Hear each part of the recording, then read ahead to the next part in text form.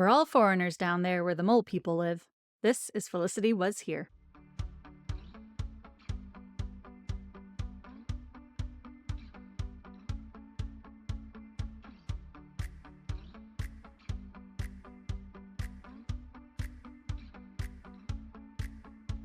Welcome back to Felicity Was Here. I'm Heather. I'm Melissa. And I'm Dr. Joe. And today we're discussing Felicity Season 2, Episode 4, The Depths. Hello, ladies. How's it going? It's going. Ready to go underground with the mole people? Hell yeah. Aw. I feel like I almost went into this episode fresh because I skip it so often when I do my rewatches that I kind of forgot a lot about it. And I think I might have a new appreciation for it. I still don't love conflict and fighting, obviously, but I might have a new appreciation, or at least I've seen some things in a different light that I don't think I appreciated before. So, and yeah, right. I'm looking forward to Joe's thoughts because I know you have a lot. I do. I was sprinkling in my little notes here and I'm like, oh shoot, it's gonna be a lot. This is gonna be like a 3.5 hour long episode. Oh shit. Yeah, no, it's all right. Yeah. If Todd Mulcahy gets 2 parts, then the depths can have 2 parts. We might have to have a special after show bonus, just all the ramblings that we have to cut out because I'm gonna go off. We'll do the director's cut. Yeah, we'll have to do that. Well, as a reminder, last week, Felicity dropped pre-med, much to Elena's displeasure, for her burgeoning art career. Felicity and Noel enrolled in the same art class and started to repair their friendship, while Noel took Felicity's advisee, Ruby, out on a date. Well, maybe date. And then Julie moved into the loft permanently with Ben and Sean. Not weird at all. So today's episode 4 of Season 2, The Depths, written by JJ and Madigan and directed by Michael Schultz, who also directed the Assassins episode. So he must be very good at directing conflict, because that was also a very, very tense episode. It's true. Good eye there for that. So we open up with Felicity in her room drawing her eye for art class when an advisee, Carl, he's the guy from a previous episode that I said had Ryan Seacrest in sync hair. So we now know his name is Carl, and he knocks on the door and comes in. He's complaining about his roommate, Chuck, because he overheard Chuck talking shit about him and his hygiene and that he eats his hair. And he doesn't wash his clothes with detergent. And his roommate, Chuck, was talking to Chuck's friend, Larry. And if you will recall, there was a Larry in Season 1, played by John Cho. He was the one who... His name was Larry? Yeah, Lewis was the one who wanted to kill him. Or Lewis. Yeah. I just didn't remember that Larry was the one who was played by John Cho. He was the one who was scared of his roommate, Lewis. And I'm wondering, I think that would be really cool if Chuck was talking to that Larry. In the universe, I decided that that's what was happening. Oh my God, he has another bad roommate. Well, no, Chuck's got the bad roommate this time. Larry's not in the dorm. Right. He's I'm not dealing with that nonsense again, so we don't see him again. He's somewhere else living peacefully. That's true. Yeah, so Felicity's oh yeah, that must suck. He's saying all these things that aren't true about you, but no, Carl says they're all true. He indeed eats his own hair. That's a real thing. I know I didn't want to say the words out loud. I had texted Heather last week when I thought we were recording. I'm not saying anything about this because I'm literally throwing up in my mouth right now. The thought of that is the most disgusting thing. I would never, ever, ever be able to treat that population, unfortunately. But that's a real mental disorder. People eat the foam out of their couch cushions and stuff. All sorts of stuff. That's a TLC. What's that show? Oh, there you go. Yeah. But yeah, this specifically, it's trichophagia or trichophagia. But yeah. Trichotillomania is the one where they pull their hair, and trichophagia is, or trichophagia would be them eating it. And I would imagine they go hand in hand.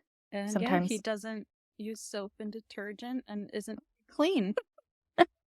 So interesting little character here. Yeah. Then Megan walks in, says hi to Felicity, sees Carl, says, "You're weird," in classic Megan tone. And Carl is now pissed that he's getting this reputation with his roommate, with Megan, and he doesn't really know how to channel this anger. So Felicity says to Carl, "Don't care what people think about you." Megan says, "Well, that's really rich coming from her, of all people." Felicity's wait, why? What are you talking about? Though we find out that Megan just came from Epstein, where Julie was playing her open mic night and played a song called Felicity that basically divulged all of their juicy, juicy drama from the last year. That, she went on the road trip with Ben and hurt Julie in the process. Megan also says that the song says that the two of them started off as friends, found out that Julie liked Ben, and Julie sacrificed her happiness for Felicity, and just how she's like the worst person in the world. So as Megan's telling her this, Felicity's getting more and more angry. And honestly, I don't know that I've seen Felicity this mad before. This might be the maddest we've seen her. I think so too. And I feel like since she got her hair cut, she's more bold.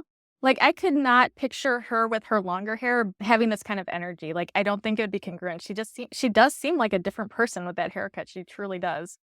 Yeah, I feel like with the long hair, she might have been more weepy, like crying She about it. looked like she's much younger. She Yeah. looks more mature this season with her new do.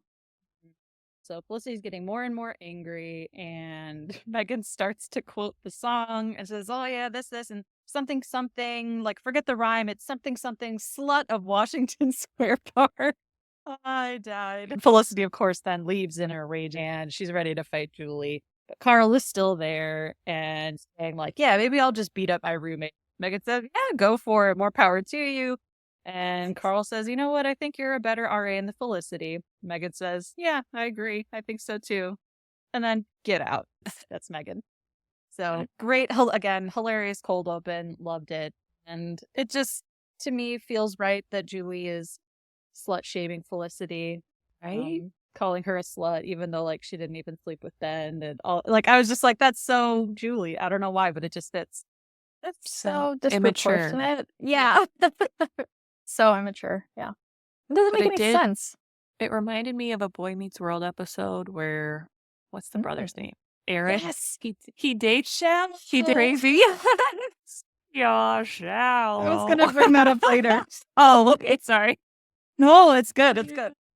I was like, I feel like storyline in a lot of 90s shows where like somebody like slights someone and then they write a ridiculous song about them. Mm-hmm. Well, and the whole Larry, Carl, or I guess not Larry, Carl and Chuck situation reminded me of the Buffy episode where she goes to college and her roommate is like an actual demon, but it's like the toenails are clipping and just getting to her. So yeah, I thought of the Buffy episode too. So. You're never going to believe this.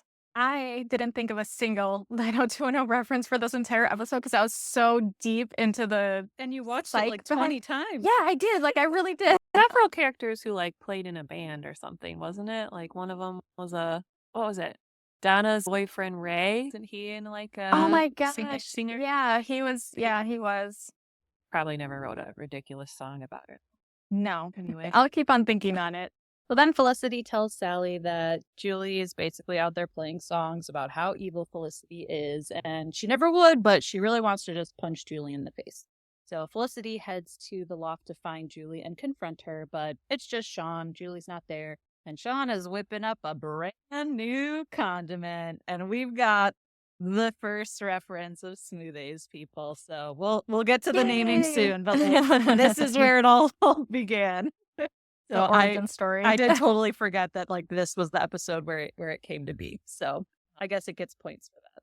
So Sean can see that Felicity's upset. He says, "Oh, you heard about the song, huh?" So then we jump to Felicity at Elena and Noel's apartment, and she's telling them that Julie's going around playing this mean song about her as entertainment for people. But Noel says, you haven't heard it. It might not really be that bad. And Felicity's, what? Like, not that bad. Like, Sean obviously assumed that it was the song that made me upset, so it's got to be bad. I was like, wow, like, I haven't seen you like this before. But I just got to say, Noel is so hot in this scene, in this episode. I think he had a real glow up in season 2. He's got his own little haircut happening, and like the baggy flannels are gone. Just chef's kiss. I thought he looked really cute. So then Felicity says, well, Noel, how would you feel if you found out that I was singing mean songs about you in public? And he says, well, I'd feel pity for the public because you can't sing. Which again, I thought that was cute and funny. So Elena mentions that a mean girl wrote a poem about her when she was in school, like Xeroxed it, passed it out, and, she was really embarrassed about it. She still to this day dreads it. It was called Stinky Girl. Poor thing. Terrible. Yeah. She's like, do you want to hear it? And I was like, no one wants to hear this. His immediate no. No, it's a no from Shut me, it dog. down.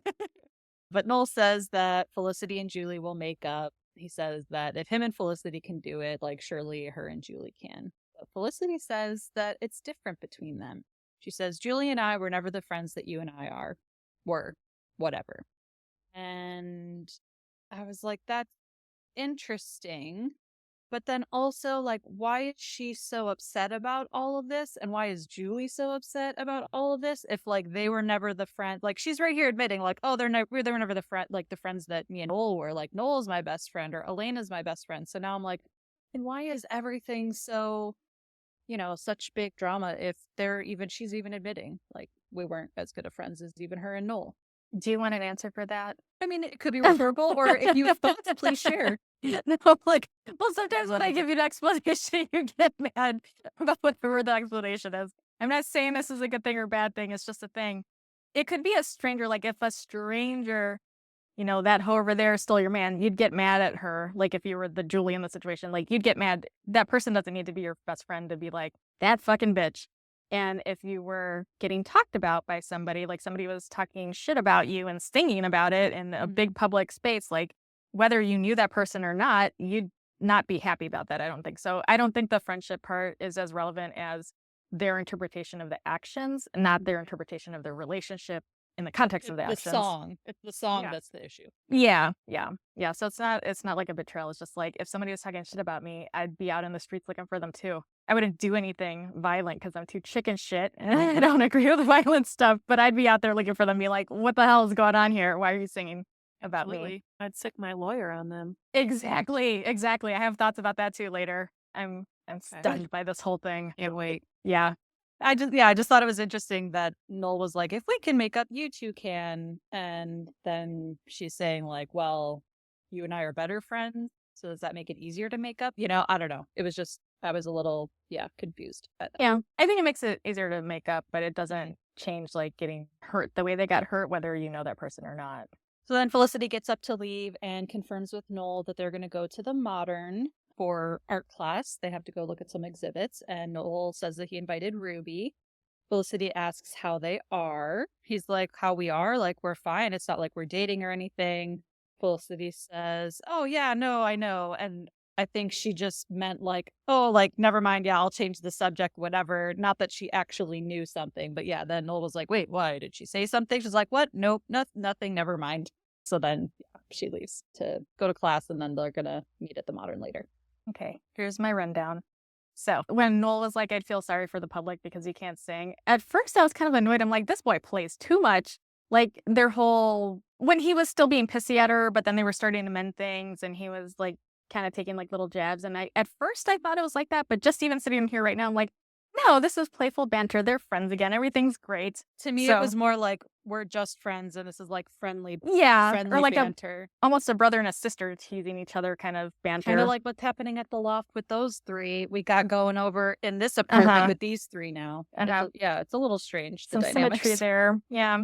And when she says, Julie and I were never the friends, blah, blah, the look on his face is like, oh, really? Like, he seems really delighted and proud of himself. Like, he won some sort of competition, or like he feels like he's got something over on Felicity now because she maybe feels more strongly about the friendship than he does. I don't know. His little face, he's like, oh, really? I thought he was flattered. Yeah. Flattered. He's a little bit too flattered sometimes, I think. Like, his ego, because it isn't insecurity, something like that would flatter him so much. I'm like, whoa, dude, like, calm down. I don't know. It was weird. It was whatever it was. The other thing that I found interesting, because this is all about different perspectives. So when she asks what the time is and they have Lena and Noel have two different times, this is just another thing. Like, we're sitting in the same moment, but we're looking at it from different points of view. It's a little bit of a reach, but just the perspective can be different just from where you're sitting at. Like, them even looking at their watches, it's a different time for them, even though it's the same exact moment in space and time. I thought that was interesting. Also, I love if you don't like that reach, okay, you love it. Okay. If you didn't like that. As like a metaphor, yeah. Yeah, for the bigger, themes of the episode. But Absolutely. Also, a more superficial thing is just like the little banter between Elena and Noel. Like, they're just kind of like, not quite like as bad as like the Odd Couple kind of roommates, but like just like the little friction but not malicious friction, just like Yeah. like we're getting on each other's nerves. Again, like a brother and sister would get on each other's nerves. So also, Elena's studying for her thing, right? She's like, I'm just gonna be sitting here studying cyclohexane and conformations. And then Felicity's like, I don't feel sorry for you. Well, cyclohexane, you're never gonna believe this. I Googled it because I wanted to know what it was. Is anybody surprised though? Like, is anybody No, surprised that I looked clearly that up? not. Okay. This is why this episode's going to be Be 3 5 hours. Yeah. Okay, 5, yeah. I would actually have expected you to be like, and in episode 50 of 90210, they Yeah. also talked about cyclohexane, Cyclohexane. beta carotene. Oh my gosh, that would be funny. I wish. I really wish. Anyway, it's a colorless, flammable liquid with a distinctive detergent-like odor. This was interesting because what's his face was talking about he doesn't wash his clothes with detergent. I was like, oh, I don't know. I thought that was an interesting coincidence, like that they specifically used that particular thing and they mentioned detergent. I'm like, was that an accident? Could it be, or was that There's intentional? no way.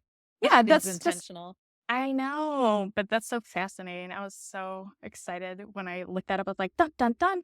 And the fact that when Felicity sang on her way out, I'm not sorry for you. I don't feel sorry for you. I'm like, her voice is amazing. Why would Noel say that she can't sing? Like, that was stupid. It wasn't even a good jab or a clever one because she can sing. That Can fool. she? Because even like on Mickey Mouse Club, though, she Well, I was was like gonna ask. she was like a dancer. Like She I more think of a dancer? I think she got in because she was a good dancer. I don't know if she ever sang on the show. Well, have I to look it couldn't up. sing. I like the way her voice sounded on her way out the door. And I can't sound like that, so I'm not gonna repeat it. That's why it's Just kind of spoken word. sing songy. Yeah, I thought she Okay. sounded great. I was like, no, you fool. That's all I've got to say about this segment. Let's go. Let's move on. Melissa, any pop? I can't top that detergent. Wait, no. Yeah, it's time. It's like the Jimmy Fallon, Justin Timberlake, Barry Gibb talk show. It's like, do you have anything else? No, I don't. Oh man. So we skip to Felicity now heading to the Modern to meet with Noel and Ruby. And she gets to the subway, sits down, and of course, who gets in the same subway car and sits down right across from her but Julie. And they just kind of look at each other. And then I see Felicity rolls her damn eyes so big and like she's pissed, which is again, it's just very interesting. I feel like this is the most annoyed and angry we've ever seen her. And that scene right there, it was like, oh, fuck. Like this chick is sitting across from me. So when she was walking to the subway and she was talking to Sally, she's just like, oh, I'm going to meet him later at the Modern and I'm going to meet Noel and apparently Ruby. The little apparently was kind of suspicious because I was like, maybe she is a little bit jealous, even though I was saying she wasn't last time. I was just, yeah. But it still doesn't feel like, I feel like there's a better word than jealous, and I haven't looked that word up yet, but if you have any suggestions, I'm open to hear them. I feel like jealous is almost too strong, but it's in the neighborhood. It's in that spectrum of jealousy. It might be a little strong right now. I think it's just because, like, there's still a lot unresolved. I mean, clearly she still had feelings for Noel at the end of last season. I mean, she was telling Sally, like, who could say no to a trip with the guy you love, who's your almost boyfriend, like going to Berlin, blah, blah, blah, right? So obviously she still had strong feelings for him. She just chose a different route. And I think maybe that's unresolved. They're getting their friendship back. Like, I don't even think she would think that they would be in a place where you could even explore something romantically. So, like, that's not even an option. But I think, yeah, like you see an ex start dating someone that you know, I think things come up, feelings come up, and she sees him being cute with Ruby, and maybe that reminds her of when things were cute between them. I don't know. Yeah. Apparently, I thought was interesting too, because we chatted at the end of last week. Like, do we think she was jealous in that moment? We're like, I think it's more just like, okay, moving on. I think that jealousy is not the right word. You're trying to think of another word, Dr. Joe. And I think maybe just envy or envious of like that new relationship energy or just like the excitement of starting to date. So I don't think she's necessarily jealous, maybe just like envious of the situation in general. Yeah, or like wistful.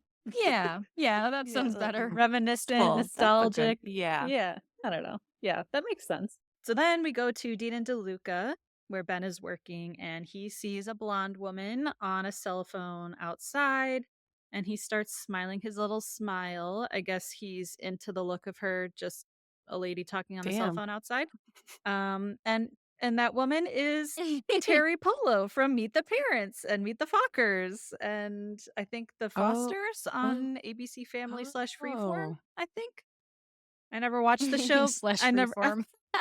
They've rebranded at some point. But yeah, that was I remember when she joined the show, like, I thought that was a big deal because she was on, like, the huge Meet the Parents movies. So she gets off the phone, she eventually comes in to Dean and Deluca and barks at Ben that she needs 125 brownies by 5 p.m. Can you handle that? She's a Mhm. very, very busy and powerful working woman in New York City, obviously. So Ben responds, is like, "Can I handle that you love brownies?" Like, "Yeah, I think I can handle that." I And know. so What a dork.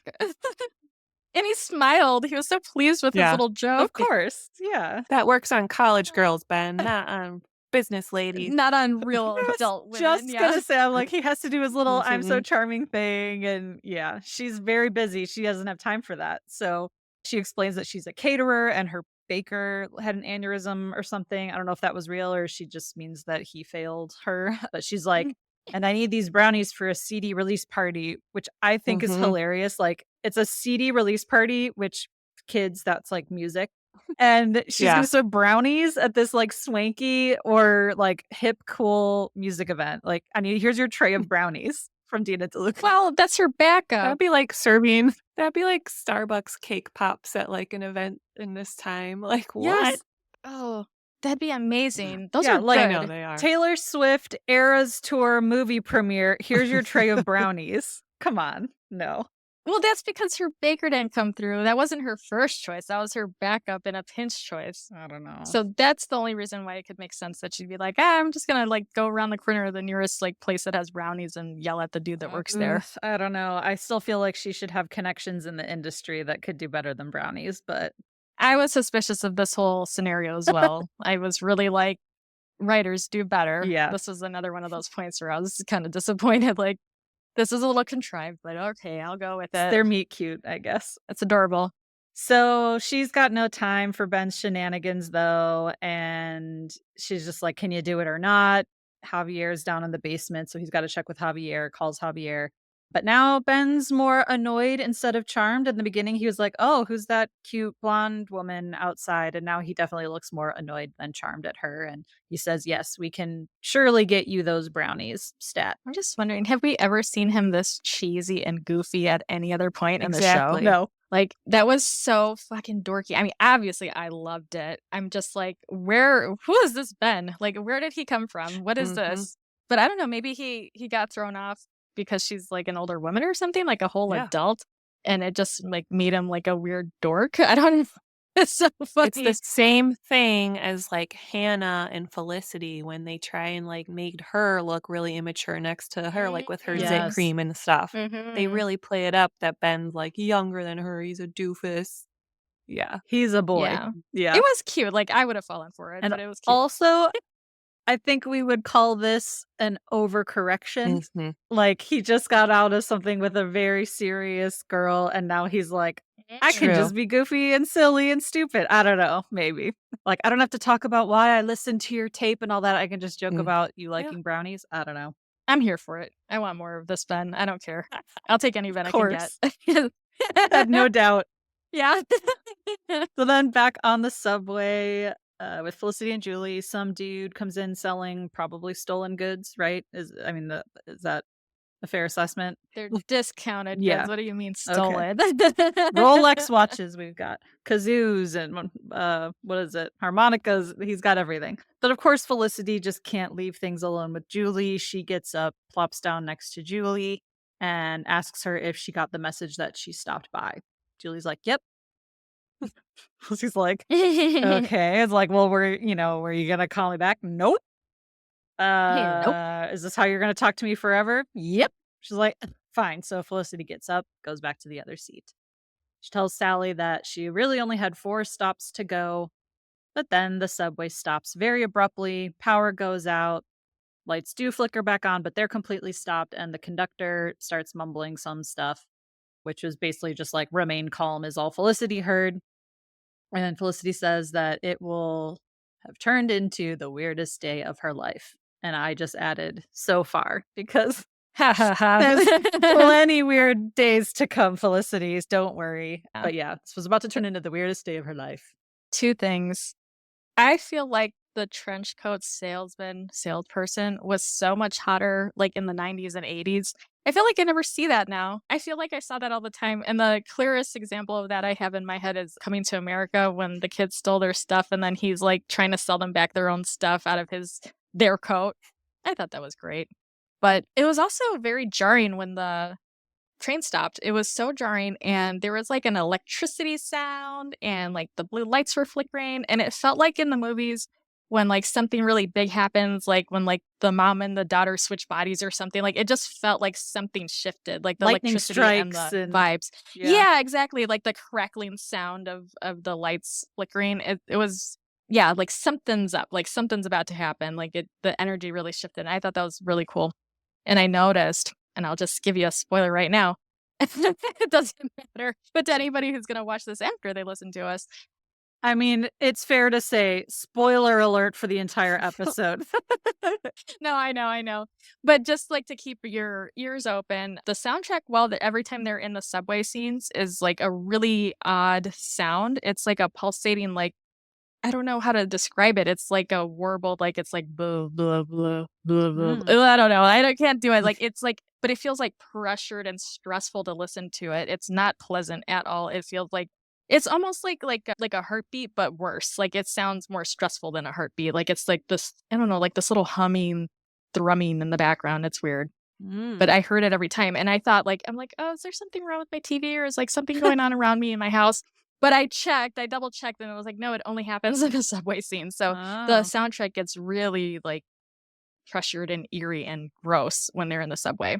So maybe that contributed to some of your tension that you've experienced in the past when you've seen it, because the atmosphere is yucky when they're in there. Interesting point. That's why I hate the episode. Okay. Aw. They did their job. They did, yeah. They made it uncomfortable. Total fumble on the catering thing, but totally nailed the composition, the score. Yeah. That's the comic relief. You know, we need the comic relief in the episode. Yeah. So then coming back from commercial break, we get the timestamps that we know and love, at least that I love, from the episode Finally, when they're in the library and it's countdown to finals. Now we've got the timestamps of how long they are trapped underground. So it's 2:36 p.m. and they've been 1 hour underground. So Felicity brought her mirror and sketch pad and everything with her and is sketching, looking at her eye in the mirror and sketching for her assignment. And there's a bald guy. I wish I didn't look up all their names. Maybe they don't have names. I course did. you Oh, you did? So what's bald guy's name? I'm sorry, I should Oh, have. his real name? His real name? No, the character. Otherwise, I'm just gonna call Lauren? him bald guy. Okay. His name's Lauren, Loren. I gotta pull up my notes app. Hold on, because I did look them up. Because I went a little bit buck wild on this episode. I don't know why. I like it. Probably because you said you hated it. I was probably on a mission to be like, no, she's gonna love it. Oh, Lord. You're like, oh, well, one of us is gonna have to talk. Well, that, and I just wanted to convert you. And it's just like you got to do whatever the opposite of what I think. You got to like, oh no, I love this episode. Got to keep the tension. Sure. So Lauren, I guess, this bald guy, asks if this is normal for the subway because he just moved to New York City and he looks very nervous about this. And this bootlegger vendor guy, now he's coming in. He's got a new deal on his items. We're not going anywhere. We're stuck here sale. And bald guy keeps freaking out. He's like talking about poisonous gas and how this happened in Japan or something. And like the only reason people survived is because they started panicking and running away. And oh man, if I was in that car with him, that would make me freak out too. So he is intense. He kind of reminded me of Noel. Like, Listeners, it's been nice knowing you all. This is Heather signing off. Sorry. No, because you know how he gets kind of like freaked out sometimes and he gets a little bit like When he's anxious on and hyper beats. sometimes. Yeah. It When reminded he eats beets. Well, yeah, but that's the energy that it reminded me of. Like Okay. when he gets a little bit like He a gets little hyper. bit He gets too really hyper. jazzed up. Yeah. Okay. And the condition to be a polite thing because he had that whole like I'm just gonna have no filter thing, but this is like the default mode is that condition to be a polite thing. That's why it reminded me of him a little bit, just a little bit. I'm not saying it's like a stand-in for Noel. Just I'm sure. Okay. So then the salesman approaches Julie, says, "Hey, musician, I've got something for you." He's got a harmonica. Julie says no thanks, but he keeps badgering her. So Felicity's gotta be the hero. She jumps in, says, "Hey, she said she doesn't want it." So he eventually backs off and leaves, and Felicity sits down next to Julie and tells Julie that she heard about her song. Julie says, "What song?" I'm like, come on, Bitch, please. come on. We all know what song we're talking about here. So Felicity says that Julie's got to understand why she's upset, singing about what a monster she is to everyone. But Julie says that she hasn't heard it. And Felicity says, "Well, I think I've got a pretty good idea what it's about." Julie says, "Actually, you have no idea. And anyway, that's how I express my anger through music because she's an artiste. She's expressing her anger." And I love this. Felicity says, "Oh, so this is you after you've dealt with your anger?" And I just that was really good. And Just wait. while Felicity and Julie are starting their little fight here, we jump to the modern where Ruby and Noel are waiting for Felicity. They're hoping she's okay, but they're like, "Oh, what time is it?" So Noel looks at his watch. Ruby says she likes it. He says it's a new G-Shock he got off the internet. She says, "Oh, so you're like a real geek." And I'm like, what about that Yeah. was geeky? Aw. I'm like, because he Maybe bought a because watch? he bought it off the Is it internet. because he was doing I online think, shopping? yeah. Like, Oh, The internet. off the internet, yes. That man was ahead of his time, and I was like, yeah, I like to online shop, and I was like, he knows what's good. I did love that it was a G-Shock though, because those were like remember the Oh, baby yes. ones for the girls? Like Yeah. those were all the rage. But yeah, she thinks he's such a nerd because he bought a watch off the internet. So he's really embarrassed right away. But then she says, "No, no, no, like don't be embarrassed. Guys with smooth hands." Like, what are you talking about? She says that the roughness of a man's hands like tells a lot about his place in the modern world. She says back in the day, the most powerful men had the roughest hands, but now in society that has all changed. And she's like holding his hand, kind of like palm reading looking. And so they're having a little bit of a moment. I guess that's a compliment to him that like now you're a powerful man because you have smooth hands or something. I didn't quite get the connection there, but Like a catch. I don't know. okay. Something. So then they decide that they're just going to go into the exhibit and Felicity can catch up if she gets there. So then back on the subway, Felicity tries to talk to Julie again. She tells Julie she's sorry, she didn't mean to hurt her, etc. But she says that playing that song in a bar where mutual friends hang out, that it's got to be passive aggressive or something. Julie's like, "What? No, it's not." And Felicity says, "No, you're right. It's aggressive aggressive." And I thought that was another good line. Because, yeah, it's not really passive aggressive. It's just downright aggressive. So Julie then pulls the "it's free speech" argument because that absolves everything. Felicity says that she would just prefer it if she didn't advertise their history to everyone. But meanwhile, all the other subway passengers are starting to notice their argument because they are, in fact, airing their history to the public. And Julie says, "Why do you care so much? Like, why do you feel so guilty about this?" Then the conductor comes on the loudspeaker, mumbles some more, and the vendor comes back in and says that he heard what really happened. They hit someone. Bald guy, because he's freaking out. He's wondering if it was suicide and that this guy must have been really depressed. But the vendor says that it was probably a mole person. And the car's like, "A what?" So, yeah, there's a whole society down there. What you call darkness, they call home. He says So that ominous. all these people, they're all foreigners down there where the mole people live. So a couple things I noticed here with the boundary setting. My favorite, my buzzword is boundaries. That Felicity set that on Julie's behalf with the vendor. He's credited as vendor, by the way. The subtitles say Yeah. vendor, so I switched to Okay. vendor instead of bootlegger, but yeah. Okay, yeah, good. I think it's interesting that Felicity had to do that for her, or she didn't have to, she chose to, but that guy wasn't listening to her because I feel like, and I can't name the other stuff, like other, obviously, than the essay. I feel like there's been other examples in the show up to this point where Julie has said no and somebody's not listened to her. And like she's said it multiple times and somebody's not listened to her. I mean, Like I said, not just that, like other things too. So that was interesting. And that whole free speech thing, I think that's a little bit of a reach for her because in my mind, I was like, yo, you're gonna get sued for slander, bitch. Exactly. Like that's Like I illegal. Like I really was well, surprised that only if didn't it's come not up. true. You know what though? I don't think that's what I thought, but I was Googling that too. I think it has to do though if it's like it's a defamation of character type of thing. Like if it's like causing Felicity problems, whether it's true or not, like you can't talk shit about somebody like she potentially couldn't. I think like, you know, like say like one of her professors hears and like she fails her because she heard this song and thinks Felicity's like a monster or something. I don't know. That would be also a big problem and probably illegal too. But I was just I think it's writing the line there between free speech and slander, and I was just curious and like maybe you should do a poll. Yeah. Like is it Well, free and speech or is it also, slander? I think it's a fine line. even if it is free speech, sure, doesn't Mhm. mean it's right. You know, like, yeah, Well, you yeah, there's can that. say whatever you want. Doesn't mean it's right. But I'm talking about a lawsuit. I'm not talking about morals. I'm talking about I'm talking I about wanna sue morals. her. though. Yeah. I don't care about that. I don't care Oh. about that.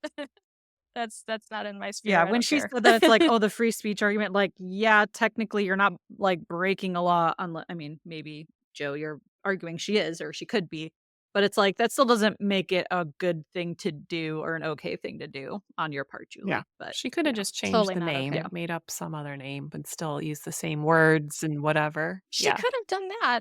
Yeah, it could have just been implied, and then Mhm. she'd have no case. Felicity would have no case to stand on and be like, "I didn't use her name. Like she's just assuming it's her because she is a Mhm. fucking slut. Like, see, Yeah. it's right there. It could be just called would've the been slut great. of Washington Square Park, but yeah. Yeah, and then who would know unless you draw attention and be like, "Stop Mhm. singing that song about me." But like, who said it was about you? You Yeah. just said it was So about you're you. calling you dumb yourself a bitch.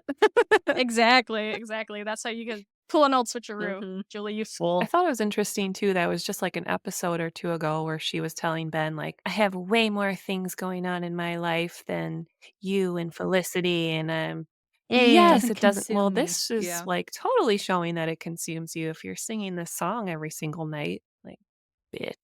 Mhm. Yeah, doing encores, singing it twice. I will say though, I mean, yeah, I think it's shitty. However, she would fit right in with with like the latest generation of singer like Taylor Swift. Like she is gonna capitalize the crap out Mhm. of Heartbreak and she's gonna make that money and do all the like songwriting and then everyone's gonna pick apart all the hints and oh, is this Jake Gyllenhaal? Is that Harry Styles? Like Julie was ahead of her time in that sense because yeah, they're all doing that now. Olivia Rodrigo, Sabrina Carpenter. It's always like, "Oh, this is the latest gossip in so and so's song that just came out." So, but yeah, none of them Yeah. call it like this song is called The Harry name, yeah. Styles. Yeah.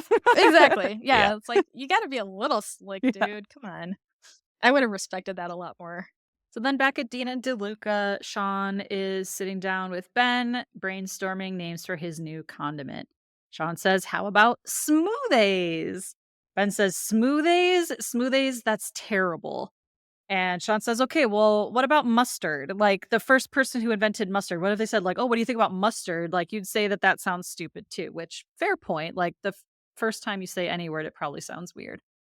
But Ben's like, "Well, what else do you have?" And Sean offers his other ideas, which include fat-tastic, must ooze, lard spread, wasabi Mm-mm. goose, spicerio, and zestrika.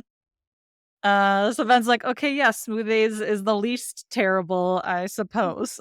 But also I thought it was weird, like must ooze, like mustard, like all of these still include like a condiment that already exists. Like he should think up something that's completely brand new. Like zestrika is paprika, right? Wasabi goose. And also, is all of that stuff in this condiment? Is there mustard, mayonnaise, lard, wasabi, spice, paprika? Like, I ew, was wondering that. ew. It must be. I assumed that it was mayonnaise mixed with something else. It looks Yeah. Thousand Island-ish. It's like a pinkish Mhm. mayonnaise-y. Yeah. It reminds me of that Mhm. bitchin' sauce. Have you seen that? I've seen it at Costco. Bitchin' Uh. sauce. It's like that Thousand Island color, and it's like got a little kick to it. Like special sauce. Yeah. Yeah. So then the high-powered caterer comes back and needs a billion cookies now in 15 minutes. and asks Ben, "Did you understand that?" Which is so fucking condescending. And Ben finally pushes back. He cuts his cutesy act and is like, "Look, like, I understand you've got some issues, but like, don't talk to people that way, especially when they're on their break," which he's on his break. And he says, and like, "Okay, Maggie, like, and I know your name's Maggie because you shoved your credit card in my face the other day. Like, I'm Ben. This is Sean." Like, he starts to just set her straight. So after listening to him, she does sit down and she finally asks nicely, "Okay, I need cookies," or whatever. And he then, yeah, gets up and does his little smile again and walks away to go get that cookie order. And Sean asks Maggie what she thinks of smoothies. And he does this little hand motion. He's like, "Smoothies." Like, it was just, I actually thought that was very, very funny from Greg Grunberg. It was a, yeah, funny hand motion with his smoothies. I Smoothies. appreciated Yeah. that as well. I really like that. I love the boundary that Ben set. I loved him standing up for himself. Another great example of boundary setting here. And I like that he said, I thought cookie crisis was a cute little phrase, but I also like, he said, "I don't mind you freaking out as long as you're polite about it." And I think that's so relatable because in my therapy session, sometimes people get pretty heated about whatever it is and they apologize. I'm like, "You're not yelling at me. You're just yelling." Like, I can handle that. Like, if you're not directing at me, I can take it all day. Like, it's not a big deal. So I thought that was kind of, yeah, that was really relatable for me. I like that. So then back in the subway, Felicity tells Julie, back to what Julie was saying, that she's not guilty, that Felicity's tried to call her and to talk to her, and Julie just won't talk to her. She says instead she has to hear what Julie's thinking through Megan, of all people. And she apologizes. She says she's sorry that she went with Ben. Julie says, "What do you mean you're sorry?" Felicity says, "I know I hurt you, and I hate that." And I wanted to pause there because that's not really sorry or like an apology. It's like, I know I hurt you and I hate that that happened, but it's like, that right there, I wasn't too cool on because it wasn't like a Hmm. full, I should not have done that or, trying to make it better. It's Hmm. just like, I know I did that and I hate that that is what happened as a result, but it's like, but you did that to her. So then Julie asks her if she'd do it again. But apparently Felicity paused for too long. Didn't seem like that big of a pause, in my opinion, but apparently that was too long of a pause. And Felicity says that if Julie and Ben were still dating, she wouldn't have gone. Julie says, "No, don't justify it. Like, you knew how I felt and you still went with him." Felicity says, "Yeah, after you told Noel what you heard." Julie says, "Well, yeah, which is that you are going to go with Ben." Felicity says, "We never decided that." Julie says, "Because I walked in on you as you were about to kiss him, and I'm not going to forgive you for that." And Felicity says, "The last thing I wanted to do was hurt you." And Julie says, "No, the last thing you wanted to do was the right thing." Felicity says, "Sometimes the right thing isn't an easy answer." And then finally, another passenger chimes in and tells them to shut the fuck up. He's like, "What? She stole your boyfriend? What? She hurt your feelings?" Or like, "No, she borrowed your favorite jacket without permission." The last thing, I thought that was a little condescending. There were a lot of condescending comments in this episode. But he says, "Open your eyes. These aren't problems. These are luxury items. Like, do you know where I was going today? I was trying to get a loan so that my family can eat. So shut your mouths. I'm tired of hearing about your frills." And a blonde lady with some glasses, maybe also another high powered working woman in New York, she says that she knows what he's talking about because she saw Rent. Well, she also knew about the mole people because Diane Sawyer did a segment Yes. on it, so she's knows a lot of She's things. What's her very name? She's Do you know taking her it name, all Dr. in. Joe? Let's see. That one was harder to find because she didn't have a picture on her IMDb profile, What about the lone and guy? he's credited as Oh. Man on Train. Oh, that's sad. The bald guy But the got a lady- name, but the lone guy Yeah. didn't. Okay. A lot of the other people, oh my gosh, a lot of them got names except for a couple of them. That's sad. Yeah. Because they didn't use Go- anyone else's names. Like, Well, it's not like yeah, the the one guy characters said says their his names. name. Yeah. The one guy did, the nasty guy that you didn't get to yet. He did Him, introduce yes. himself. Yes. And And the he was in lawyer, it too. less. He was in the episode less than everyone else. I know. So anyway, then an older woman chimes in and says that problems are relative, which is fair. She says, "A broken heart can be even more painful than a broken rib." And that's my angsty away message of the week. because Her name is Mimi. Mimi. Oh, that's Yeah. cute. Little grandma She's Mimi. credited as Mimi. Aw, okay, I'm gonna say that. Mimi. Yeah. Yeah. No, that's real though. That's real. Oh, I was gonna say I wanted to pause here because there's a lot in this scene, so I wanted to pause. Go ahead.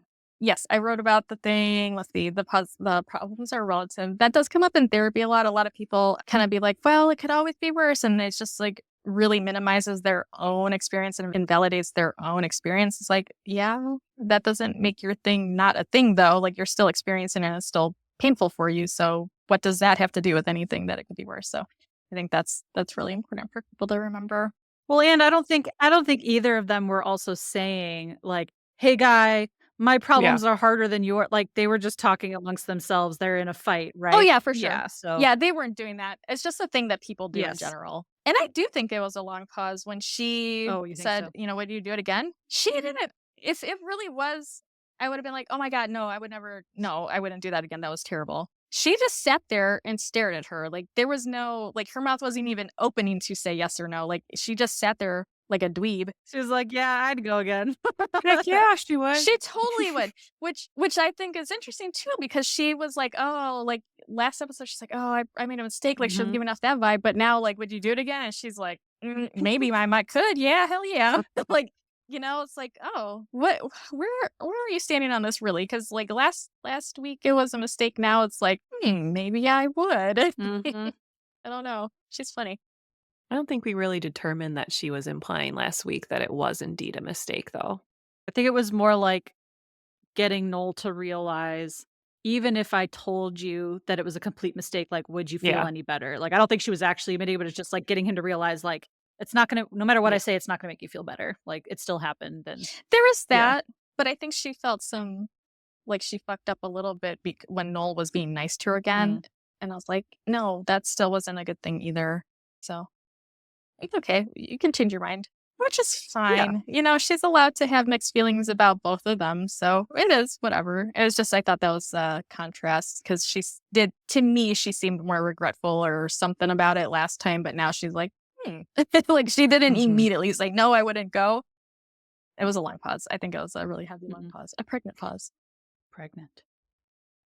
Yeah, for me, the back and forth, like, a lot of times I can see both sides of things, and I can see why she would be upset because, yeah, she was in the loft with Ben talking about going on this trip, and Felicity be like, "Oh, we hadn't decided." It's like, well, you had decided, but then Julie found you. You know, like, I can still see some of these things, like why Julie would be upset and just not like the levels that Julie has taken this to now. And also then she starts to exaggerate. That starts to get annoying. But yeah, I also feel like Felicity's apology isn't really an apology either. It's just like, oh, I hate that I hurt you. Like, well, yeah, but you did this and you knew it would. So just own it at that point. So yeah, there was a lot of back and forth, and I don't know. Yeah, it'd be hard to see them coming back from this, which I feel like is why I never really liked this episode, because it's just like, ugh, like they're not seeing eye to eye on any of this, and it's uncomfortable.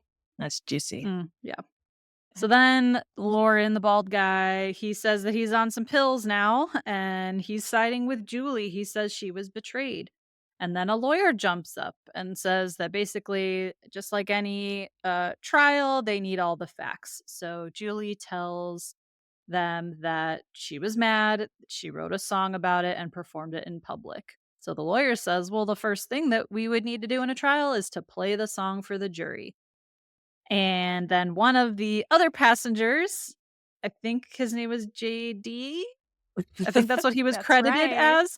It was a familiar face to me, and I totally forgot that he was Mhm. in this episode. But the actor's name is Ty Hodges, and he tells them, like, yeah, play that song. We want to hear that song. And any other millennial nerds like me will recognize him from Disney Channel because he was on Even Stevens and the great Disney Mm. Channel original movie, Scary. Don't Look Under the Bed, which I scary. love to watch. It is scary.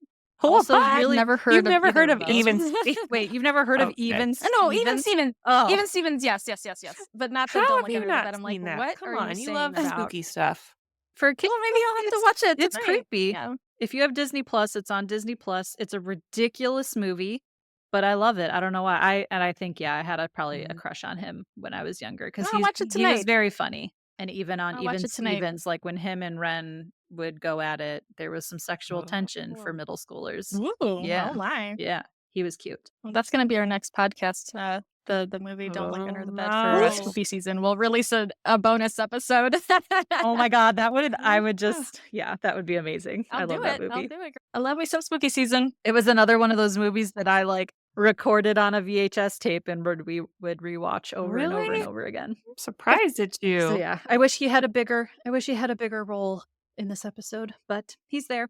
So Julie says fine. She gets out her guitar and says the song is called Felicity. And in the Mhm. travesty of all travesties, we don't get to hear the song. Gosh, couldn't we have just heard like a few lines? We heard them from Megan. We heard a Yeah. couple of like oohs and ahs at the end. And this is where I was going to bring up Boy Meets World because we heard the Mhm. song in that Yes. show and it was great. And I was really hoping that we would hear like a screamo, Mhm. emo Julie, like being angry. Like I just wanted to hear what that would be like. And I was really disappointed we didn't get to hear it. We should ask ChatGPT to write the song for us, giving it some of the, lyrics that Megan was talking about. Yeah. Yeah. Some background info. Yeah. Some really solid prompts, and then I'll come up with that. So then we see it's 4:11 p.m. It's now 2.5 hours underground. Julie finishes her song, which we don't get to hear. Mimi asks if Felicity really stole her boyfriend. Felicity says they were broken up, and Larry Beale, who is that JD guy, Larry Beale from Even Stevens, says that, like, well, then what are you bitching about if they were broken up? And Julie says that the body wasn't even cold yet. The blonde lady, I don't know, Karen, shall we call her? She says that It might be. It might be Karen. That might actually. Yeah, I'll find out now. It's like, no, wait, it is Karen. She says that it's sad, two friends torn apart by a man. So then the lawyer has a line of questioning. And he brings up that Julie has forgiven and moved in with Ben, and yet she can't forgive her supposed best friend. And Felicity's like, yeah, what's up with that? I was Mhm. like, yeah, fair question. You're living with your ex-boyfriend, and now you're like one little Right. happy family. That's fucked up. Oh. On IMDb, this episode's one of the top rated ones. It's highlighted in yellow. Top rated. Really? Wow. 8.2 out of 10. I was on when I was Googling this up, like looking into all the stuff. It's like in one of the top something episodes No. of the show too. Only if we heard the song, That's then I would bump it up in surprising. my ranking. You'd be okay with everything. So then we go Oh, back yeah. to the That's good stuff. modern, and Noel and Ruby are chatting about a time that Noel had like a burger eating contest with his friend and threw up all these burgers. And so then Ruby asks him if he wants to go get burgers or maybe some other food. And I know it was like a super quick scene, not much happened, but the lighting and the setting and everything was just so quiet and pretty. And it was just like a very intimate scene. Like we were actually watching just like this little conversation on a date. And it reminded me of one of my favorite movies of all time, Before Sunrise. Mhm. Have you all seen that? Ethan Hawke and Julie Delpy? No?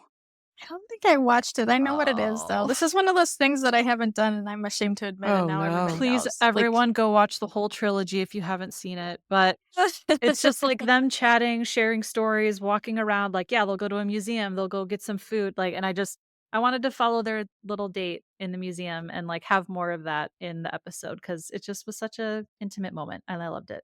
But I'm sure Dr. Joe will be here to rain on my parade and tell me Do why it. it sucked.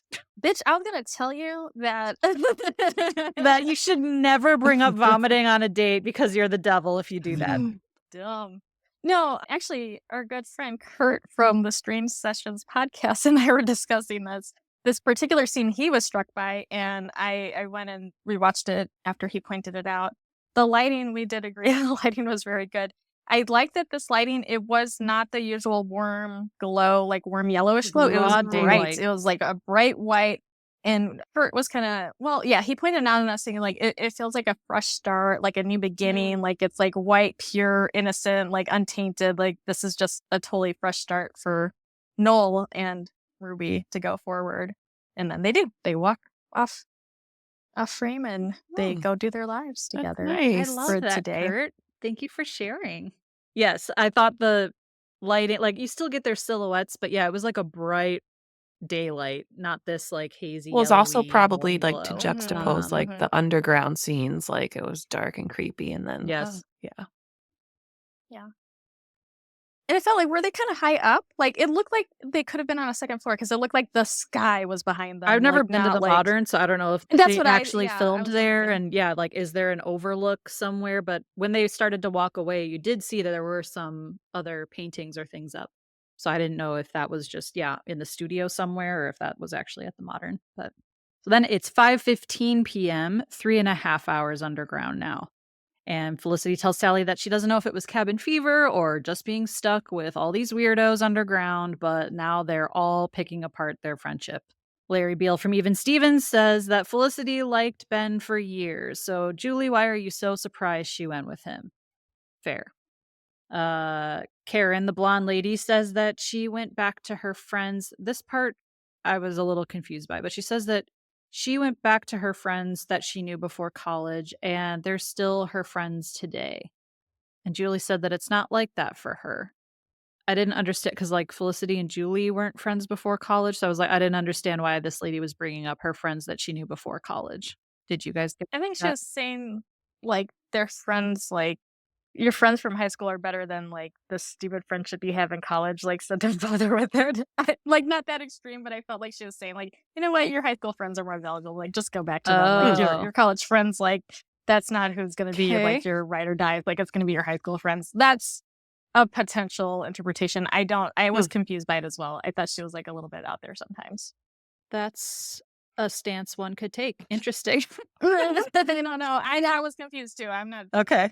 committed I was to just like, that. did I miss something? I didn't get why she was bringing that up, but She was weird. She brought up a lot of weird shit. yeah. But yeah, Julie says that it's not like that for her, and the lawyer presses her, asks her why. Julie says that she had a lot of boyfriends in high school, but for reasons that she didn't want to get into, which I wish she would have, but for reasons she didn't want to get into, she didn't have a lot of friends, like girlfriends. So then this random guy says, "Oh, you're one of those guy chicks, like you're a sex toy." And Felicity and Julie are both rightly offended by that because that is gross. Like, yeah, he introduces himself because Julie was like, "I don't even know your name. Like, who are you? Why are you calling me a sex toy?" I already forget his name because I just didn't want to. I didn't Dennis. want to give him any more attention than he deserved. So he was like, "Oh, I'm not like insulting you. Like, I dated women like you. Like, rock on, support it." And that was just gross.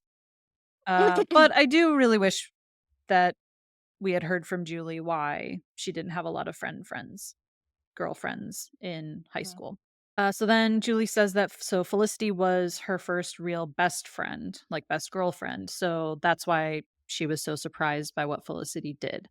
And I will add here, like, oh, so she was your first real girlfriend, but you also dated your first real best friend's crush, who like you knew she like moved to New York for. So again, I'm just like, this doesn't really hold up, like, which, we'll get to that. And then Felicity chimes in that she also didn't have girlfriends either, or boyfriends for that matter, in high school because she was a total basket case. Like that was like a year ago, but okay. So yeah, the other passengers mentioned like, well, why are you guys traveling together if you hate each other so much? And they mentioned that they just happened to get on the same train today. And Felicity says, yeah, I was headed to the Modern. Julia says, oh wow, me too. So Mimi chimes in and says, well, maybe you two are the reason that the train stopped. And like the whole purpose is like for them to help them reunite. And I love this little hint of like mysticism, a little magical realism again that like runs through some of the episodes in this show. Just like the force and the clove and all of that. Like I just love that there's always this little mystery where it's like it could just be it's a coincidence or yeah, maybe there was a little bit of fate or magic, whatever you want to call it, in your own world and what you believe. But I loved that it was like it was fate. Something was meant to happen. Yes. So this is 1,000%. I can give Kurt the credit for this a million bajillion percent. He said it was like Lost. This whole thing reminded him of Lost, specifically because it was a bunch of people from varying backgrounds, all kind of trapped in the same space, and they all have different, opinions, different backgrounds, different values, all that. And then I was like, oh, Kurt, do you think it's a synchronicity? Because he talks about that all the time. He's like, no, I don't think so. I'm like, what? And he's like, no, it's just a coincidence. I'm like, yeah, but if all this and that didn't happen, Noel and Ruby would not have been able to connect the way that they did at that time. So I was like, and then he did elevate it to a synchronicity at that point. So our collaboration, we determined that it was a synchronicity, but it was 1,000% him. He was like, oh yeah, it's like such a lost kind of vibe to it because they're That's all so like stuck true. Because together at and the they're all end, different. Ruby even says, like, thank Yes. God. That's Yes. so, I love that. I almost like got chills just now. Wow. Yeah, I thought that was great. And he even said, like, even like zooming in on her eyeball when she was drawing it, like that even was like such a like J.J. Abrams kind of vibe. Twilight Zone Tower of Terror. They've got a scene in the 5th dimension where it's just like a big eyeball. Anyway, that's my Disney nerdiness. That's scary. I love that, Kurt. Thank you. I'll say it again. Thank you so much for sharing that. Yeah, it's totally due. And yes, all due for to the him. listeners, as you probably remember, we mentioned J.J. Abrams would go on to create Lost later in his career. So yeah, I love that you can see like the early signs of his thinking and his creative work that comes later. Yeah, definitely. And just continuing a little bit with some of that mystery that JJ loves. The bald guy is now tripping balls on his pills, but he looks out the window and says, "It's the mole people, the moles." So all of the passengers get up to the window, they look out the window and they see like they basically just look like punk goth people, like they just went to a, death metal show or something. So we see them walking through the tunnels of the subway, and one of them is Megan, and I absolutely died laughing. And she even sees Felicity in the window and gives her that classic eye roll look of disgust. It was hilarious. And I love that Megan is one of the mole Oh my people. God, I laughed so hard when I saw that. It was hilarious. That was amazing. That was such a great twist. And like we keep just getting like little tiny breadcrumbs of her life outside of just, the 2 seconds we see of her in the dorm room, and I love it. She's so mysterious. She is. Then back at Dean and Deluca, Ben is just about to leave his shift when Maggie stops by and says to him that she just realized what a complete jerk she was to him. Like, really? It took you that long after he like reamed you out the other day? Like, now you just realized that? But Ben smiles his little smile and says that it's fine. And she tells him that she liked what he said, that it was totally merited. Like, okay, lady. So she needs to calm down now. But she says that she's here to invite him to the party. She even says, she's like, I'd like to see you there, Ben. Like using his Creepy. name to him. She's grooming him. Yeah. Ew. Okay. Yeah, she laid it on thick. I'm like, you were jerk to him for multiple days, and now you're flirting with him. Okay. She's into some weird shit. So yeah, she invites Ben to the party. So he did his classic little Ben gulp when she invited him formally. Like, so at first, like, he was like kind of just smiley, but then when she's like, I want to see you there, Ben, he did a gulp. He totally did. So that was just the only thing I noticed about that. I was like, oh shit. I failed to look at his neck and breathing again this episode. I'll never sorry. not look at his neck. I'm scrutinizing every inch. Then we go to Noel's apartment. Ruby and Noel have made their way there now after probably getting some food, and they're on the floor looking at a model of some kind of building. I don't know if he's taking an architecture class now or something, but he's talking about some 3D design software that he uses, but that sometimes he just likes to get his soft hands dirty. I was like, yeah, you do, Noel. Yeah, that was real rough, like, and rugged. I loved it. It was so cute. And Ruby says, she kind of like gets up off the floor and gets right close to in front of him and says, well, have you ever used Zap glue? It's her favorite type of glue. So she sits close to him and they inch closer and closer. She explains that like you take the first part, you touch it with the second part, whatever. No one cares what Zap glue is. They start making out. And he rolls her on top of his model and breaks it. But it's fine. He'll just use Zap glue, and then they keep making out. Cute. And again, I just thought it was very cute. I liked their whole date. Yeah. They were really cute together, definitely. I thought they were adorable. And Ruby was such like, a little goofus, too.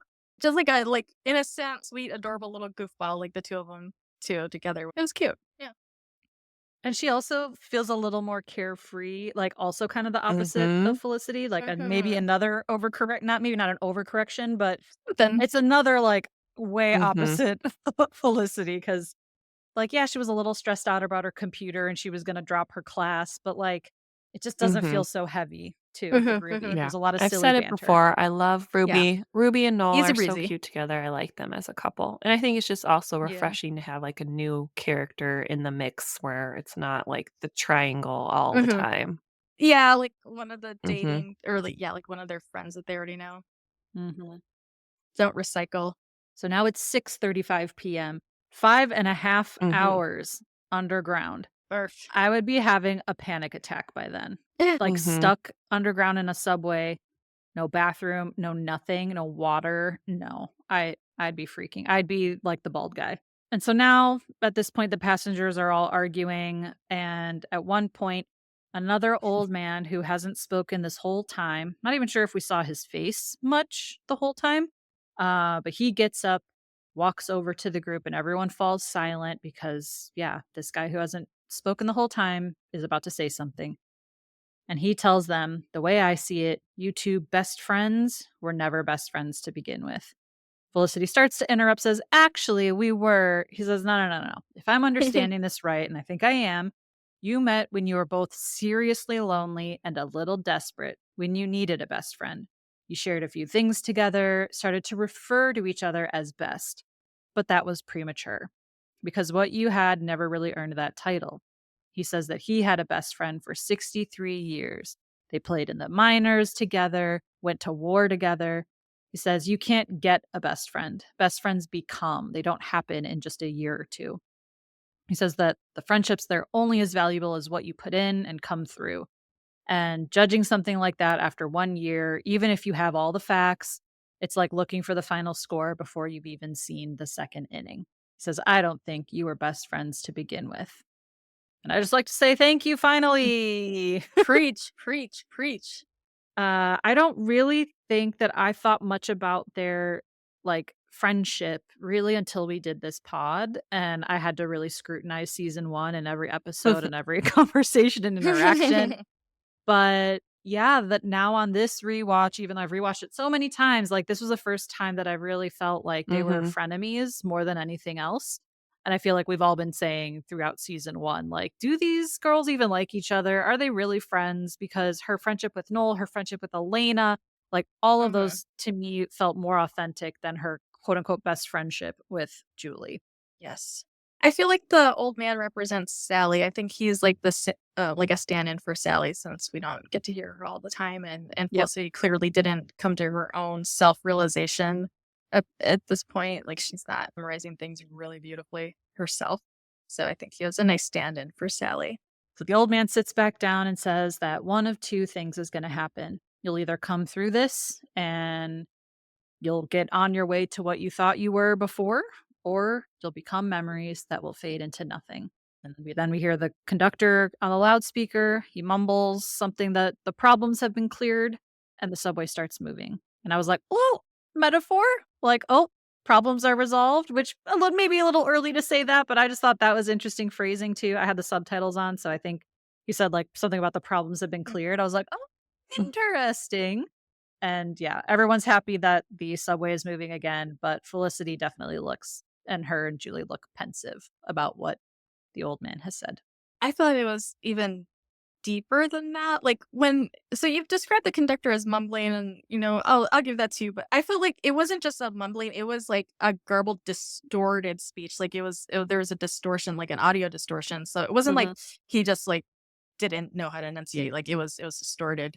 And when No, yeah, he it's like subway like yeah, like you can't understand perfect. anything. Yeah. Yeah. Yeah, you do the most amazing impressions. That was dead on. I And missed my she calling, I really guess. did. Yeah. That's perfect. Yeah.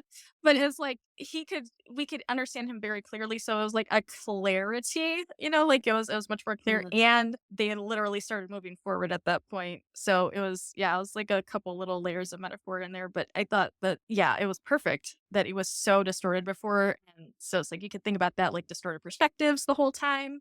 and then there's clarity with this guy's profound knowledge, the truth he's dropping, and then all of a sudden you can hear clearly, like the language is more clear to interpret, and it's like everything makes sense. And then they literally move forward. I loved it. Yeah. Then we get back from commercial break, and Felicity and Julie and the other passengers finally are getting out of the subway car. And we see a lot of the cast of the characters, like the lone guy comes out and tells them good luck. Now he's in better spirits and doesn't tell them to shut the fuck up. Now he's like, good luck to you guys. And the lawyer comes up to him, is like, hey, if you need help with that loan, give me a call. Blonde lady Karen. No, her name's Judith. Oh, Her name's Judith. Okay. So yeah, Judith says, like, if it doesn't work out between you two, it wasn't meant to be. Larry Beale from Even Stevens comes out and says, yeah, that song was cold to Julie as he leaves. And the vendor, of course, is still trying to sell stuff. Now he's selling umbrellas because it could be raining up there. I can So appreciate that hustle. yeah. Never know. I mean, he can see an opportunity. So Felicity and Julie go up above ground finally, and Julie says that it's been a really weird day. And it's a little awkward between them still. So yeah, like maybe a little premature. I don't know if everything's clear, all the problems have been solved, but clearly, yeah, there's something to move forward now. Maybe there's a new revelation. So Felicity asks Julie if she wants to get a cup of coffee. Julie says no, though. She's going to go back to the loft and says, I'll see ya. So Felicity tells Sally that she and Julie spent hours in a subway car underground, but it didn't necessarily come out well. After what she did to Julie, all she can do is ask for forgiveness, and the rest is up to Julie. And I was like, yes, that is true. You can't force Julie to like become best friends again, No? even though Felicity really wants everyone to think and feel the way she does. So Well, Felicity doesn't like conflict either. Like, I one of know. us here doesn't like conflict. I know. I know. So then Felicity says even if they weren't real best friends, she still misses her, which is also fair. Yeah. So Felicity's back in her room, and there's a knock at the door, and it's Ruby. She asks Felicity where she was. Felicity says, oh, subway car, broke down. Ruby says, thank God, because could Noel Crane be any cuter? She does the Chandler bang. Could Noel Crane be any cuter? And she's swooning. She says that he's this nerdy graphic design type, but also with a stud body, and that almost never happens. Felicity awkwardly is like, yeah, he's pretty cute. Ruby says he's also the most amazing kisser. And Felicity again, just like, okay, cool. What do I say? So Ruby asks her, though, like, I know you're friends, but just don't say anything to Noel. She just wants to keep things simple. But oh my God, what a hottie. And What a so hottie. Felicity, yeah, I agree, Ruby. You and me, girl. We get it. So Felicity at first seems, a little uncomfortable, or maybe that wistfulness again, but then eventually says that she's happy for Ruby. Ruby says, yeah, me too. And Ruby leaves. I thought that was interesting. Yeah, weird.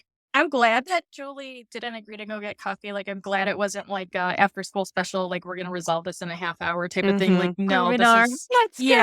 yeah, Skip like to the let's coffee shop. get matching outfits and get her nails done together. Like, no, it's not that simple. So I'm glad that that was a little bit more based in reality. Out of all the things that happened in this episode, that was the most rooted in reality, I think. And what do you think about Felicity and that being like, yeah, we totally dated and we totally like broke up very recently? Like, what do you think about her sitting on that and not telling Ruby, like, and why? Like, would you have done that? What do you think about her doing that? I would have Like, said something, don't but know. I probably wouldn't have been like, oh, we were in love and like given the whole story. I would have No. mentioned like, oh yeah, Yeah. just so you know, like we dated, but there's nothing there anymore. Like it was weird that she didn't say anything. Don't worry, girl. Yes. Yeah, I didn't like that. I thought that was wild. Like 0 words about it were acknowledged because, like, she would find out potentially, like, if like they do, if Noel and her do get serious, like at some point, he'd be like, "Oh yeah, Felicity and I used to date." Like, I don't think they would keep that a secret from her forever.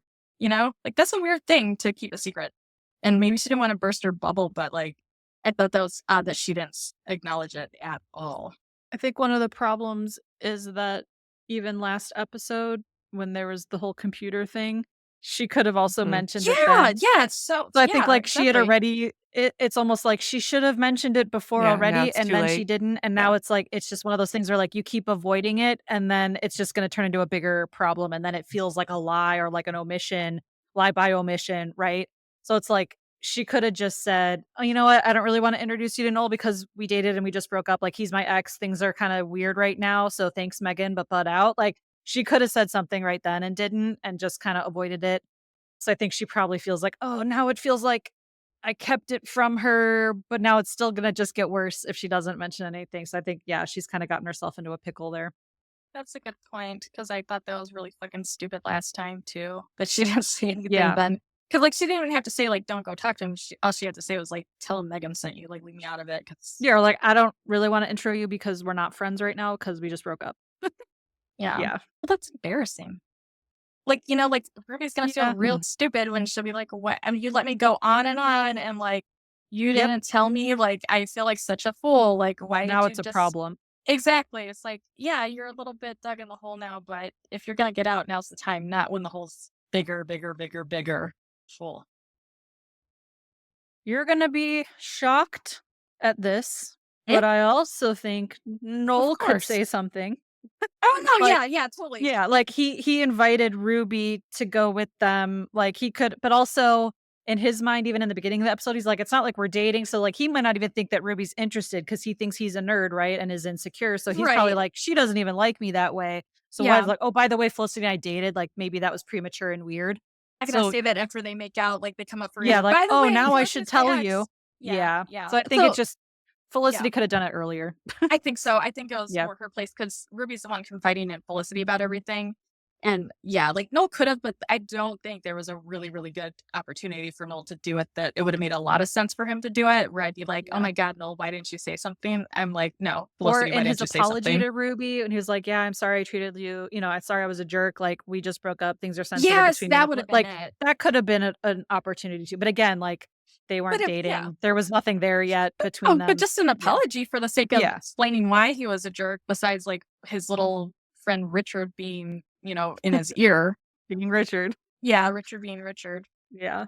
So then we get some nice piano music, and we go to the party at the loft, not Sean's loft, but Maggie's friend's loft party. And it's very fancy. There's champagne. Everyone's dressed up. We got this piano player. Ben is on the couch talking to Maggie. He's wearing a suit. She's laughing at all his jokes and touching his arm. And I thought the suit was funny because it felt like he was. It sounds bad. I don't mean this as an insult, but it just like felt like he was playing dress up. Hmm. Like he was trying to. It just didn't fit for me, like him wearing the suit. I was like, where did he even get a fucking suit on such short Yeah. notice? Like, why does he Yeah. even have one at college? Like, how did he who helped him get a suit? Like, there's no way he packed that and brought it with him from Palo Alto. I don't believe that at all. How did he get a suit? Sean? Who I don't told him to know. wear a suit? Like, Sean's a knucklehead. Sean That gets contemptuous casual look. Oh my gosh, yeah. I mean, you're right. Sean probably would have been like, "Are you wearing that?" And like, probably would have helped him, but like, he wouldn't have been able to borrow something from Sean because they're not the same size. We should have seen a montage of him trying on a bunch of clothes. Is what we should have seen. We should have seen a montage of him trying on a bunch of suits and like the Pretty Woman. Music in Ben the would never background. do a montage. Oh man, He's too Fuck. cool for a montage. Yet again, another missed opportunity. Writers, fucked. Yeah. Oh, but But yeah, I thought- don't know. It just it felt like he was playing a part, or it was playing dress up, playing pretend a little bit. Didn't I feel think so. authentic. I didn't I think mean, so. obviously he Surprise, looked surprise. hot. I know you loved it, but Had to spend moments. Yeah. in the suit? Oh. Oh. The hardest fun moment for me was when he made the Oh, brownie okay. joke. I know I was like going on about how cheesy he was, but I am here for that. Wait, the cookie crisis or the like, oh, what the, do I Can I- understand that you like brownies? And he was like, oh yeah, can I handle it? You like brownies? Yeah. I was like, yes. Because you know what? Coincidentally, brownies are my favorite dessert. So that actually would have melted me. But I actually thought that aside from my confusion of where he even acquired a suit and how that came to be on his person, I did feel like he was holding his own in that space. Like, I thought he did look very natural and like he was, having a back and forth conversation and being entertaining and engaging. And she was laughing at him, with him at whatever jokes or stories, whatever. I thought he looked very engaging and like comfortable. Like, I didn't feel like he was coming off like awkward or playing pretend. I just thought it was odd that he even had a suit to put on his body. Yeah, I don't think he was awkward. I just thought that like it felt a little bit like dress up or like the Noel, trench coat Noel, right? Like Mm-hmm. a little more mature than maybe you Mm-hmm. really are. Yeah. I don't know. I was impressed that he was holding his own in that space. Like I said, like I was like, yeah, it was surprising because I wouldn't I would have been expect that from intimidated. him. Yeah, Yeah. totally. Me too. Like I still am, and I'm in my fucking 40s, and I wouldn't be okay in that kind of environment. Like oh my god, I don't even want to think about it. And that's probably why I was so impressed with his ability to handle himself from what we could see. You know, obviously we couldn't hear the conversation, but just the body language, and everything. And I really liked that music that was playing, and I looked it up because I wanted to see like if it was like a hard miss from the original, and it was a very, very, very similar song. It's like almost to me, my untrained ear, it was indistinguishable. Like I couldn't tell the difference between the original one and the one that they subbed in. It gave me season 1 vibes. Like when she goes to the counselor and there's like this moody, jazzy piano playing. I don't know. It gave me I season love 1 that vibes. shit. I Yeah. love that sound so much. Oh my gosh, I thought it was amazing. Yeah. Great, great ending. So then But the there's music more. continues to play and we switch back to Felicity, who finally goes to the modern. And of course, Julie happens to be there too, because that's where she was headed before. So Julie comes up to Felicity and admits that that song was really mean. Felicity says, yeah, a little.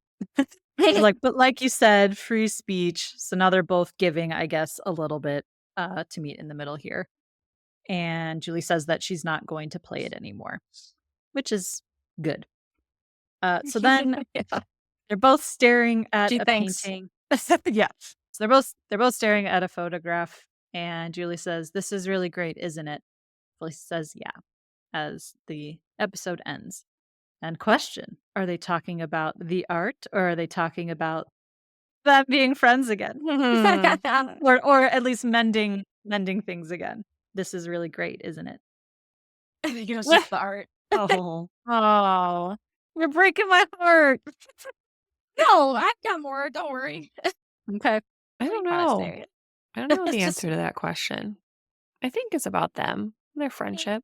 I mean, I think it could sub in as like the symbolism of that, but I think they were genuinely like just maybe having some common ground and admiring the photographs. I don't think that they were, directly being like, yes, like we're on the same page again. I think the part of them was like, yeah, that was mean. I'm not going to play it. Yeah, thanks. I think that was it. And then the rest of it was just like, okay, we're going to act like normal people who have something in common now. Like they're going to just kind of get neutral and go forward. Like it doesn't have to be so loaded and charged anymore. They can both admire the same thing next to each other, and it's not a conflict. Like they're in agreement about that. And I don't think it was like they were speaking to their relationship, but I think it was a metaphor for the relationship starting to get repaired from its rupture. And I liked the framing of the shot. They were kind of in like framed in the threshold, like a doorway, like if you were looking on face on. And it makes them look closer than if that had just been a wide open space and there wasn't that threshold framing them. It makes them look like they're coming together closer. So I thought that was clever. And Kurt was like, that hand reaching out means something, but we couldn't figure it out. Because I absolutely asked him. I was like, Melissa, is this a famous artist? I don't even know how to look up like who would. Yeah, I was trying to look it up too. Yeah. I didn't have time. I don't even know how to look it up. But I'm like, what is the symbolism from this photo here? I don't know. It looked like he was behind bars or something. Like at first I didn't notice, but it seemed like he was behind and his hand was reaching out through the bars, maybe. At first I thought it was Dennis. Like it It looked like him a little bit. It looked like that guy. It looked a little bit, yeah, but I don't think it was. But it looked kind of like him. It was not, but yeah, I was just like, wait, is that? No. I'm sure it does. I'm sure it does mean something. Like it's a mystery. Yeah, I couldn't even formulate any words around it other than it's like reaching out like I want some help, or reaching out like I'm going to support you, or just like a gesture like I'm offering an olive branch kind of thing. Like, I don't know. Oh, it gave me more like no photos, like paparazzi, That like no too. photos. That's what it gave me. And then again, I was like, I don't know how to tie I couldn't that. decide either because the way his hand is, I couldn't tell if it was reaching out or pushing away. And maybe that's kind of the point. Oh my God, maybe it's like an optical illusion thing where like, solved it. oh my God, it's scaring me. Oh my gosh, yeah, because it looks like it's doing both. And they do have this push-pull tension right now where like they are coming together, but there is still a little bit of a like, a guardedness to them. Oh my god! Oh my god! Oh my god! See how good this episode was? You can't deny it now. They No, I sealed think it. there is. I think there is a lot here. I definitely didn't hate it this time around. So yeah, I mean that was the end of the episode. Everyone's friends again. Felicity and Noel have made up. Julie and Ben have made up. Now Julie and Felicity have made up. So yay! Now we can move on from all the things that happened in season 1 and over the summer.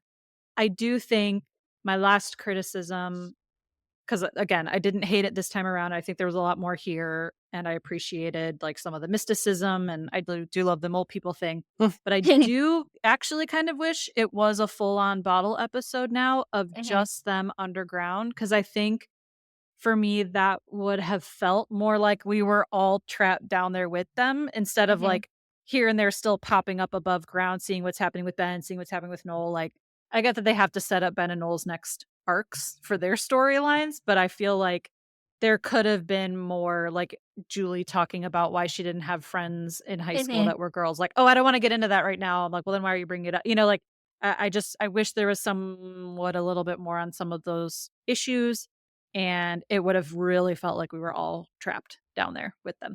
Yeah, I think that's a great point. I love that. And I've already texted to you a million times, and to Kurt for that matter. This episode reminded me a lot of the movie 12 Angry Men. Like all the people debating and having these different opinions, and like people from different walks of life, and they're all trapped in one room and they're trying to figure something out. And it felt like that. And it would have definitely felt even more like that and more heightened if we never got a break from them. So it would have ramped up the intensity. I'm not sure if that's really something you would have wanted.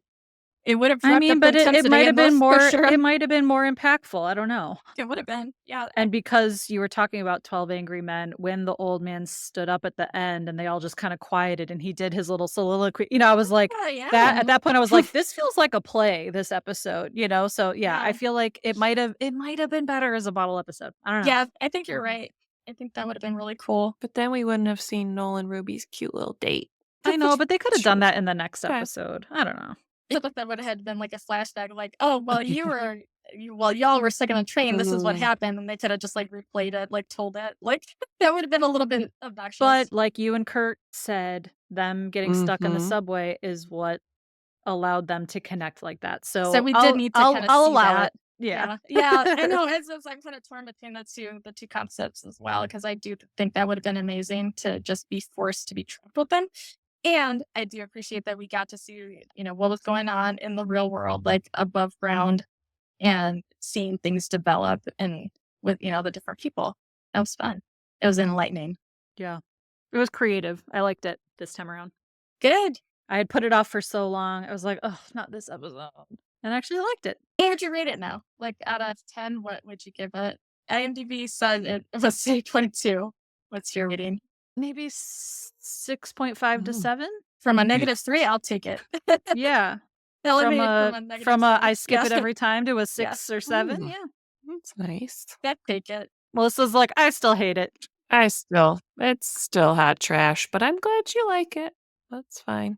What do you still dislike about it? I think I just I still never really like Julie even after this. So it was like, yeah, I think, yeah, I don't know. I just never got over her. Yeah. Still feels kind of bratty. Yeah. That's totally fair. I can see that. Like, this is just more evidence that she sucks. Exactly. See what I'm saying? See what I'm talking about? Look how she acted this whole time. And this, But the one good thing, I was reminded of a movie that I saw many years ago starring Terry Polo and Andrew McCarthy on Hallmark. It was so good. Oh my God, I have to look up what it's called. But he was like a horse guy. And she like goes out into Montana. She's like a business lady in the movie, and then she goes to Montana and like helps on his horse ranch, and then of course they fall in love. But really good movie. This sounds like a great Hallmark movie. Yeah, highly recommend. I love it.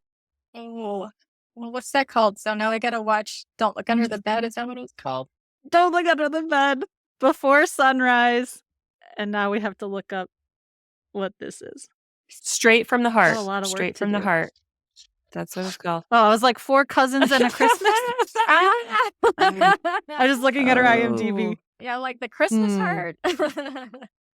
There's also the Christmas Shepherd, Mr. Maple Leaf. Oh, that's a short. The Christmas Heart, Christmas Angel. She has done a lot of Christmas Hallmark movies. A Taste of Romance.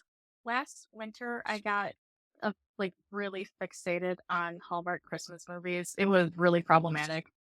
It was so bad. Like, I was watching the same movie on repeat, but I found out there was a series of movies, and I was like, I feel like it was. Let me see. I think it was Vivica A. Fox did a bajillion of these movies, but she was a different character in all of them. So I was like, sure, I'll get on board with that.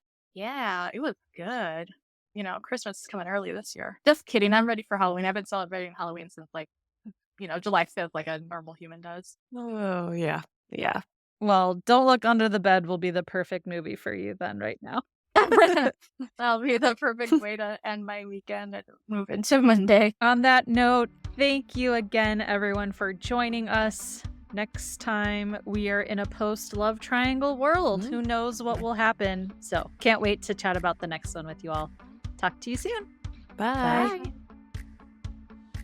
Felicity Was Here is produced, written, and edited by Heather, Melissa, and Dr. Joe. You can find us on Instagram and TikTok at Felicity Was Here Pod. If you're enjoying the pod, please leave us a review and help us spread the word. We appreciate you and would love to hear from Felicity superfans like us. So send us your feedback, ask us your burning questions, or just say hey at felicitywasherepod@gmail.com. We may even read your note in a future episode.